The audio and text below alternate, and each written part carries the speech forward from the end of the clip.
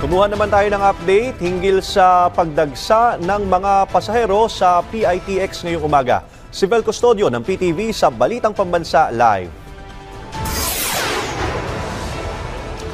Ace, patuloy ang mga pumapasok na biyahero dito sa Parañaque Integrated Terminal Exchange o PITX. Base sa huling tala, nakapagtala na ng mahigit 26,000 na foot traffic ang naitala dito sa PITX as of 7 a.m. Patuloy na lumulobo ang bilang ng mga bahero dito sa PITX. Ayon sa pamunuan ng nasabing terminal, posibleng magtala ng pinakamaraming pasahero ngayong araw. Isa kasi ang araw na ito sa huling paghahanda bago sumapit ang Pasko.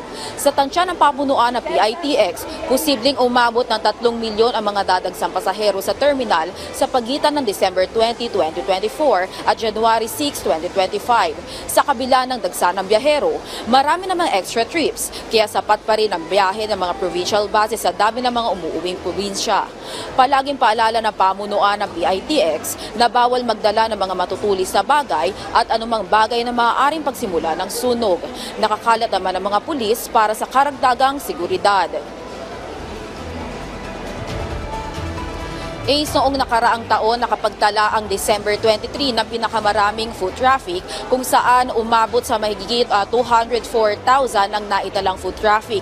Pero kahapon, nagtala na ng halos 230,000 na foot traffic, kaya maaaring hindi nalalayo dito ang inaasahang bilang. Mula sa People's Television Network, Vel Custodio, Balitang Pambansa. Maraming salamat, Vel Custodio.